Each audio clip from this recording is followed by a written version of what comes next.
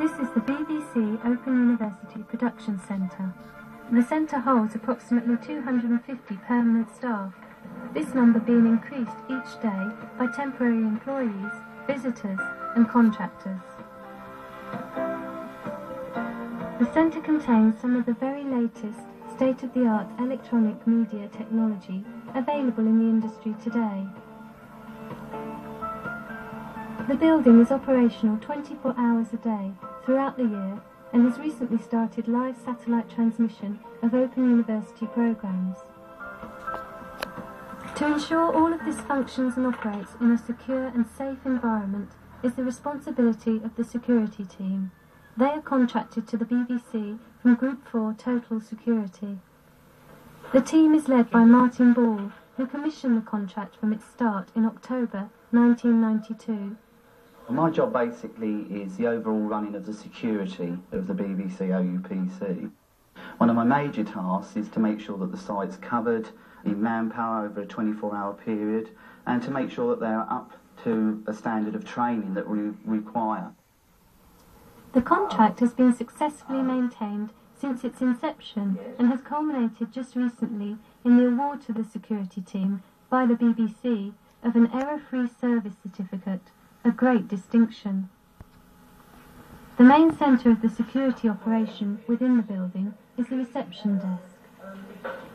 This area contains the access control computer, the office system computer, 3 phone lines. The OUPC has no switchboard as such, and all inquiries come through the reception phones. 3 CCTV monitors, allowing surveillance to the rear and sides of the premises. The keys to the whole building, the outside broadcast fleet vehicles, and the fire control panel.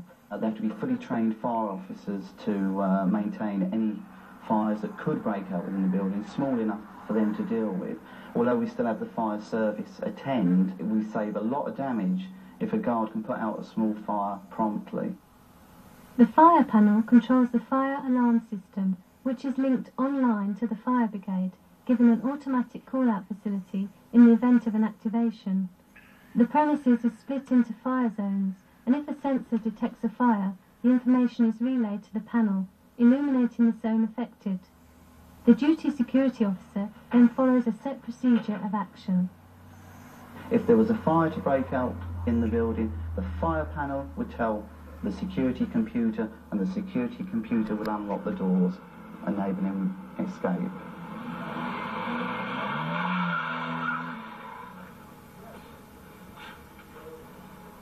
We found that there was people moving around in the building, a piece of equipment going missing, and there was generally, things were getting tougher. By locking off certain parts of the building, doors, various access limits, and putting it on to a computer system would give us the quality of security that we needed. One of the systems that we decided to go for was access control systems, which launched the IDA unit.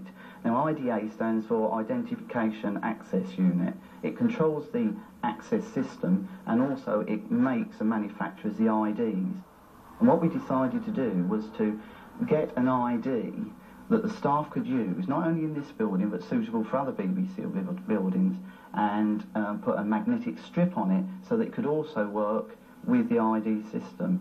When it's swiped through a reader, the screen, the computer, picks that up, and it prints out the name of the person and the location they're at. That way we can monitor the movements of the building, making sure it's secure.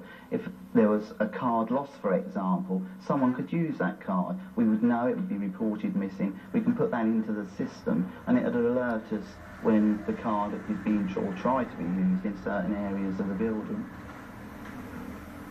All ID cards are produced by the IDA unit. 2 photographs are taken, one for the card and one for file.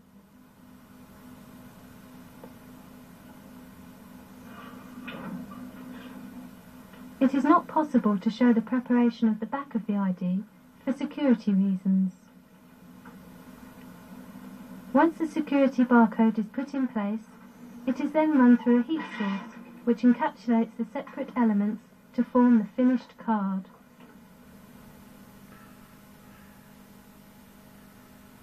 In addition to a green light to indicate a door unlocking, the system activates an audible buzzer.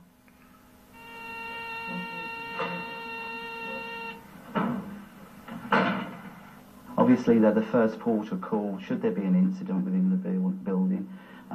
So they're fully first aid trained so that they can attend anyone working late or any incident with the engineer inside should it occur.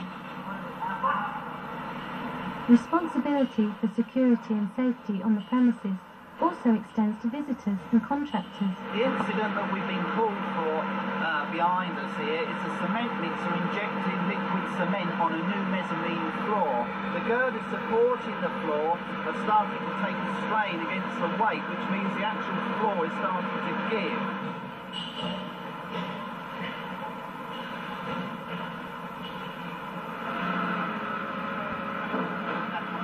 This particular problem has been resolved. Close liaison with contractors' management is very important in this type of situation. The changeover from day to night duty. It is essential all relevant information is relayed to the incoming officer. The guard on night duty would have to lock up, say, 30, 40 doors. In the case of the access system, all of those doors are on the computers, so at the times that we tell the computer to lock them off, it'll lock them off. A good relationship with the BBC staff has been a key factor in the smooth running of this assignment.